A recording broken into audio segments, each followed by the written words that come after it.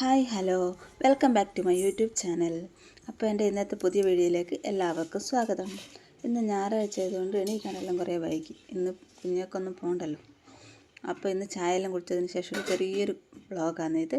അപ്പോൾ അതിനുശേഷം ചായയെല്ലാം കുടിച്ചതിന് ശേഷം ഞാൻ ചോറിന് അരി അടുപ്പത്തിട്ടു. പിന്നെ ഇച്ചിരി മാറാലയെല്ലാം പിടിച്ചിട്ടുണ്ടായിരുന്നു വീടിന്, കുറച്ച് ദിവസമായി കളയാത്തത്. അങ്ങനെ എൻ്റെ പണിയെല്ലാം കഴിഞ്ഞതിന് ശേഷം ഞാൻ പറമ്പിലോട്ട് ഇറങ്ങി. ആ പറമ്പിൽ അച്ഛനും അമ്മയും കൂടി തെങ്ങിനും കവുങ്ങിനും വാഴക്കൊക്കെ വളമിട്ട് കൊടുക്കുന്നുണ്ടായിരുന്നേ. ഇത്രയും ദിവസം പുറത്ത് പണിയുള്ളതുകൊണ്ട് ഇതൊന്നും ചെയ്യാൻ പറ്റിയിട്ടുണ്ടായിരുന്നില്ല. അപ്പോൾ ഇന്ന് ഞായറാഴ്ച ആയതുകൊണ്ട് രണ്ടാളും വീട്ടിൽ തന്നെയുണ്ട്. അങ്ങനെ അവർ സ്വന്തം പറമ്പിൽ വളമൊക്കെ ഇട്ട് റെഡിയാക്കിക്കൊണ്ടിരിക്കുന്നു. ഞാൻ പോകുന്നതാണ്ട് ടീച്ചമ്മ ഓടി വന്നു. ഞാൻ വേഗം മണ്ണ് പിറങ്ങണ്ട വെച്ചിട്ട് അവരെ കൈ പിടിച്ചു. ഹായ് എല്ലാം പറയുന്നുണ്ട്. അതും കഴിഞ്ഞ് ഞാൻ നേരെ വീട്ടിലേക്ക് പോയി അലക്കാനിട്ടു മെഷീനിൽ. ഇന്ന് ഇച്ചിരി തുണിയുള്ളൂ അലക്കാൻ. ഏട്ടൻ്റെ പണിത്തുണിയും പിള്ളേരുടെ യൂണിഫോമെല്ലാം ഞാൻ ഇന്നലെ തന്നെ കലയിൽ അലക്കി ആറിയിട്ടായിരുന്നു. ഇതെല്ലാം കഴിഞ്ഞിട്ടില്ല വലിയൊരു പണിയായത്. അഷിരിപ്പൂനും ഈ ചെരുപ്പ് കഴുകി വൃത്തിയാക്കൽ. അതിൻ്റെ ഒന്നിച്ച് എൻ്റെ ഷൂ ഉണ്ട്.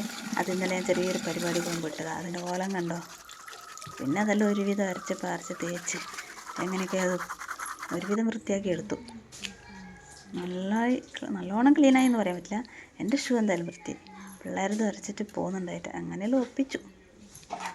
അങ്ങനെ അതെല്ലാം കഴുകി ഉണക്കാൻ വെച്ചു.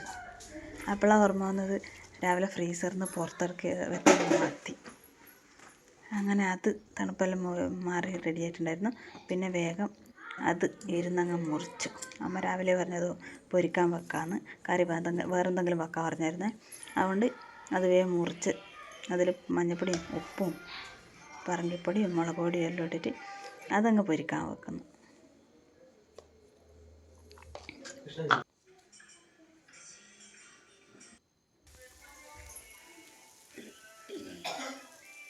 അങ്ങനെ മീനെല്ലാം പൊരിച്ച് റെഡിയാകുന്ന സമയം കൊണ്ട് അലക്കിയായി.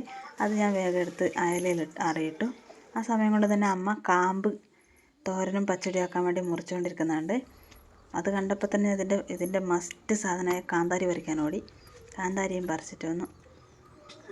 പക്ഷിയെല്ലാം തിന്ന് ഒരുവിധം തീരാറായി. ആവശ്യത്തിന് മാത്രമേ പറിക്കുകയുള്ളൂ. അധികം പറിച്ചു കൊണ്ടൊക്കെ നിൽക്കുകയില്ല.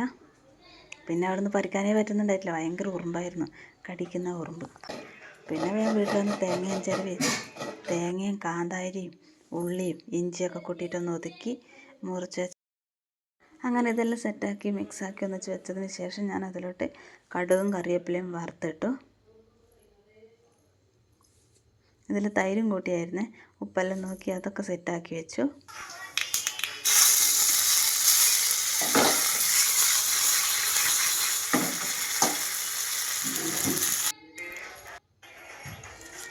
അങ്ങനെ കാമ്പ് പച്ചടി റെഡിയായേ. കാമ്പ് പച്ചടി റെഡിയാവുന്ന സമയം കൊണ്ട് അമ്മ കാമ്പ് തോരനുള്ളത് അരിഞ്ഞു വെച്ചു.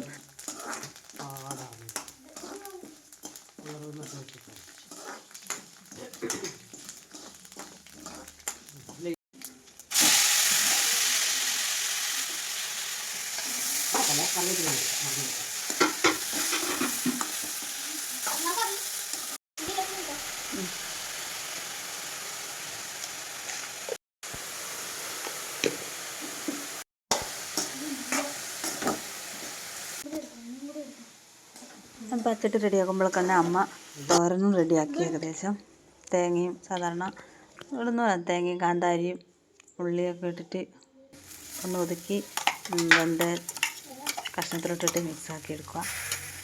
അങ്ങനെ കാമ്പ് തോരൻ റെഡിയായി.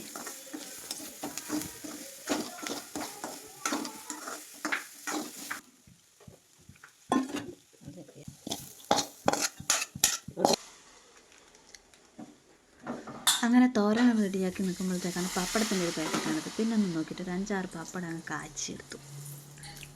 പിന്നെ പൊന്നുവിൻ്റെ ആഗ്രഹപ്രകാരം ഇല മുറിച്ച് കൊണ്ടുവന്നു. ചോറ് വിളമ്പി അതിലോട്ട് രാവിലെ ദോശക്കാക്കി വെച്ച് പരിപ്പ് കറി ഇച്ചിരി ഒഴിച്ചു കൊടുത്തു. പിന്നെ നമ്മുടെ കാമ്പ് തോരനും കാമ്പ് പച്ചടിയും മത്തി പൊരിച്ചതും നെല്ലിക്ക അച്ചാറും പപ്പടവും അങ്ങ് വിളമ്പി കൊടുത്തു.